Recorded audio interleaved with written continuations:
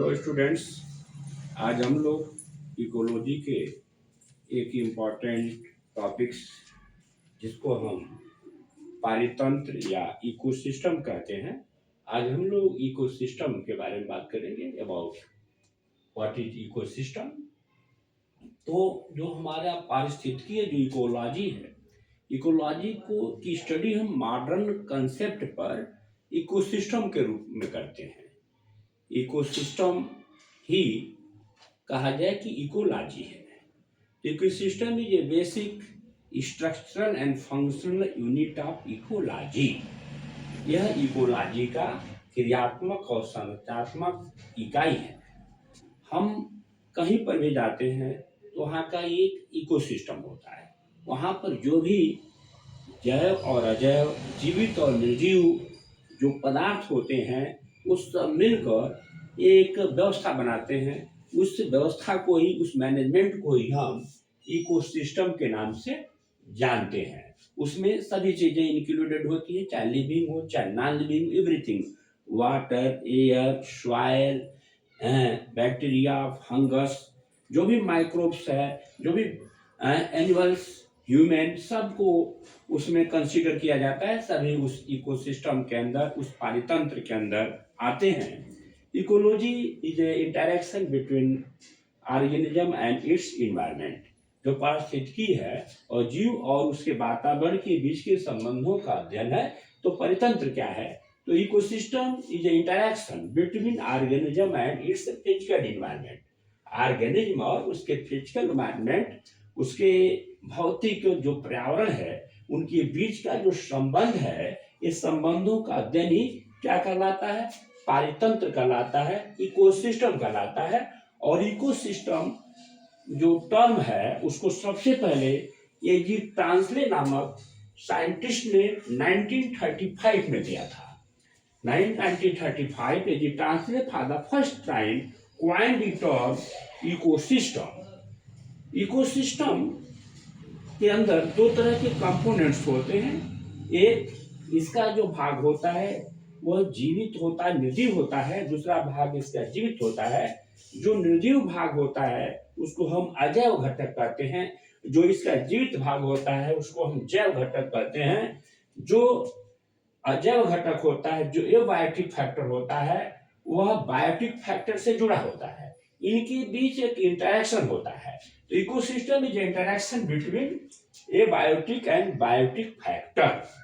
Biotic और abiotic factor के बीच की जो अंतःक्रिया है, जो इंटरेक्शन है, that interaction is called ecosystem. अब इकोसिस्टम के अंदर जो एबायोटिक फैक्टर है वह 3 पार्ट्स में बटा होता है। एक इसका फिजिकल पार्ट होता है, दूसरा इनऑर्गेनिक पार्ट होता है और तीसरा इसका आर्गेनिक पार्ट होता है। तो जो फिजिकल फैक्टर्स होते हैं उसमें सबसे पहले हम लाइट को कंसीडर करते हैं। तो light is a kind of energy. Light एक प्रकार की ऊर्जा, एक प्रकार की एनर्जी है जो सन से चलकर अर्थ पर आती है। और ये लाइट का जो प्रभाव, जो इफेक्ट है, वह सभी के ऊपर पड़ता है, चाहे ऑर्गेनिज्म कोई हो, चाहे प्लांट हो, चाहे एनिमल हो। प्लांट भोजन बनाते हैं by the process of photosynthesis, और इस फोटोसिंथेसिस में लाइट इसेंशियल है। बिना लाइट के फोटोसिंथेसिस नहीं होगा। अब फोटोसिंथेसिस एनर्जी का रिसोर्स है। फोटोसिंथेसिस पौधों में होगा, पौधे भोजन बनाएंगे और पौधे से फिर एनिमल्स उसको खाएंगे, फिर वहां से भोजन ट्रांसफर होगा एनिमल्स में, एनिमल्स से फिर माइक्रोब्स में ट्रांसफर होगा। इस तरह से लाइट एक इंपॉर्टेंट फैक्टर है। लाइट ड्यूरेशन के अलावा प्लांट को हम 2 भागों में बांट सकते हैं। ऐसे प्लांट जो शॉर्ट, जिनको शॉर्ट पीरियड फ्लावरिंग के लिए चाहिए उनको शॉर्ट डे कहते हैं। ऐसे प्लांट जिनको फ्लावरिंग के लिए लॉन्ग डे चाहिए उनको लॉन्ग डे प्लांट कहते हैं। तो on the basis of light, plant are divided in 2 category, SDF and LDF, long day plant and short day plant. Wind is also important factor. Temperature is also important physical factor. Temperature, ताप एक महत्वपूर्ण कारक है जो वृद्धि, विकास, सभी क्रियाओं को प्रभावित करता है। जंतुओं को हम ताप के आधार पर 2 श्रेणी में बांट सकते हैं, एक कोल्ड ब्लडेड और दूसरा वार्म ब्लडेड। तो कोल्ड ब्लडेड जिसकी बॉडी का टेम्परेचर फ्लक्चुएट करता है अकॉर्डिंग टू इन्वायरमेंट, उसको कोल्ड ब्लडेड कहते हैं। और जिसके बॉडी का टेम्परेचर एक समान होता है उसको हम वार्म ब्लडेड कहते हैं। कोल्ड ब्लडेड को हम पैकिलोथर्मस कहते हैं, वार्म ब्लडेड को हम होमोथर्मस कहते हैं। जैसे जो फिशेज हैं, जो एम्फीबियंस हैं, जो रेप्टिलियंस हैं, ये सब कैसे होते हैं? ये सभी के सभी कोल्ड ब्लडेड होते हैं। जो बर्ड्स हैं, जो मैमल्स हैं, ये कैसे होते हैं? होमोथर्मस होते हैं, ये वार्म ब्लडेड होते हैं। फिर रेनफॉल का भी इफेक्ट वेजिटेशन पर पड़ता है। ह्यूमिडिटी का होना भी इन्वायरमेंट में जरूरी है। ये सभी मिलकर फिजिकल फैक्टर को बनाते हैं। उसके बाद से इनऑर्गेनिक में पहला चीज है वाटर। तो water is a very important factor. बिना वाटर के लाइफ का कंसिडरेशन ही नहीं हो सकता। हमारे जीव द्रव्य, हमारे प्रोटोप्लास्ट का जो 80% पार्ट है वो वाटर का ही बना हुआ है। तो water as a solvent body में सॉल्वेंट के रूप में काम करता है। सब कुछ खाते पीते हैं, इस सब पानी के अंदर ही डिजॉल्व होता है, एब्जॉर्ब होता है। इस तरह से water is a very important factor. Water, जो प्लांट्स वाटर के अंदर होते हैं उनको हम हाइड्रोफाइट्स कहते हैं। तो वाटर भी कई श्रेणी में बटा होता है। कुछ ओशन के अंदर होता है, समुद्री जल होता है, कुछ मीठा पानी होता है, रिवर का होता है, पांड का होता है, लेक का होता है। अलग अलग वाटर हैबिटेट्स में अलग अलग प्रकार के फ्लोरा और फन्ना पाए जाते हैं। इस तरह से water is a very important components of abiotic factor. इसके बाद से कुछ एलिमेंट्स हैं इनऑर्गेनिक में जो लिविंग ऑर्गेनिज्म के लिए, उनके स्ट्रक्चर के लिए, उनके फिजियोलॉजी के लिए, उनके फंक्शन के लिए आवश्यक होते हैं। जैसे पोटेशियम है, जो स्टोमेटा होता है पत्तियों के अंदर, पौधों के अंदर, उसके क्लोजिंग में पोटेशियम का रोल होता है। बॉडी के अंदर, प्लांट बॉडी के अंदर जो न्यूट्रिएंट का मूवमेंट है उसमें पोटेशियम का रोल होता है। मैग्नीशियम एक इम्पॉर्टेंट कंपोनेंट ऑफ क्लोरोफिल है, क्लोरोफिल का एक महत्वपूर्ण घटक है। ये calcium is a very important factor. ये प्लांट में जो है सेल वाल होता है, सेल प्लेट होता है, सब कैल्शियम का ही बना होता है। तो कैल्शियम चाहे एनिमल हो चाहे प्लांट हो, इन सब के बारे में इसका महत्वपूर्ण रोल होता है। हमारे हड्डियों के निर्माण में कैल्शियम की भूमिका होती है। प्लांट्स में कैल्शियम एक मेजर एलिमेंट है जो पालन ट्यूब के डेवलपमेंट को भी प्रभावित करता है। उसके बाद से आता है nitrogen is very important element. Most of the जो प्रोटीन्स हैं, जो एमिनो एसिड्स हैं, वो बिना नाइट्रोजन के बनेंगे ही नहीं। मोस्ट ऑफ दी जो एंजाइम्स हैं जैसे नाइट्रोजिनेज है, इन सब के स्ट्रक्चर में नाइट्रोजन भाग देता है। तो नाइट्रोजन आल्सो इंपॉर्टेंट फैक्टर।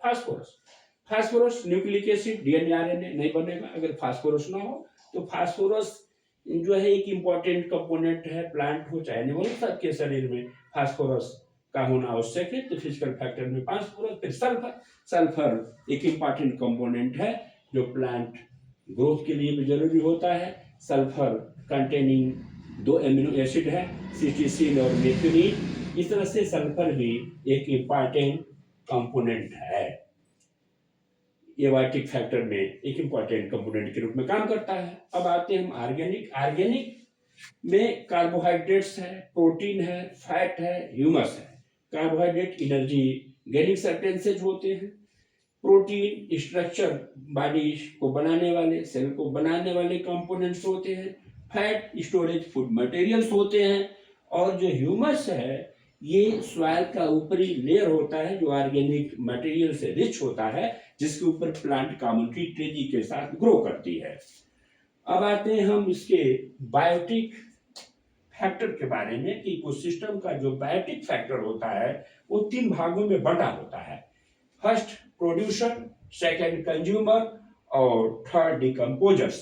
तो प्रोड्यूसर के बारे में, जो प्रोड्यूस करता है, जो बनाता है, इसको हम उत्पादक कहते हैं। इसके द्वारा बनाया जाता है। क्या बनाया जाता है? ये भोजन बनाने का काम करते हैं। अर्थात ये ऑटोट्रॉपिक, स्वपोषी होते हैं। ये स्वपोषी होते हैं, अपना भोजन स्वतः बनाते हैं। इसमें कौन आता है?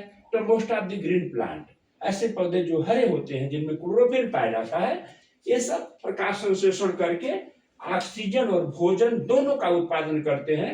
इसीलिए इनको प्रोड्यूसर कहा जाता है। Second, consumers.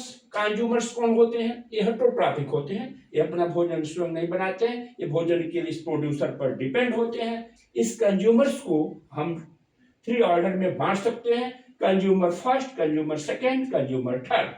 कंज्यूमर फर्स्ट में कौन आता है?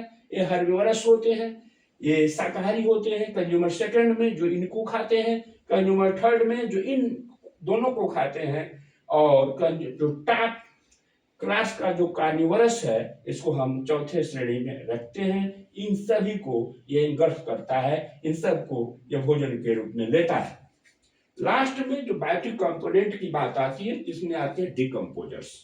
डिकम्पोजर्स जो इनके बॉडी को आफ्टर डेथ, चाहे प्लांट हो चाहे एनिमल हो, आफ्टर डेथ ये सब धरती के ऊपर आते हैं और धरती में माइक्रोब्स पाए जाते हैं जो इनके बॉडी को डिसइंटीग्रेट करते हैं, तोड़ते हैं, उनको छोटे छोटे कंपोनेंट्स में बदलते हैं। डिकम्पोजर्स में बैक्टीरिया आता है, सॉइल माइक्रोफ्लोरा आते हैं, फंगस आता है, प्रोटोजोन्स आते हैं, कुछ एनिमल्स भी जो मिट्टी के अंदर होते हैं, जो जटिल कार्बनिक पदार्थों को सरल कार्बनिक पदार्थों में बदलते हैं, जिससे उनका एब्जॉर्प्शन पौधों द्वारा आसानी से हो सकता है। जैसे अर्थवर्म है, केचुआ है, केचुआ को फार्मर का फ्रेंड कहा जाता है।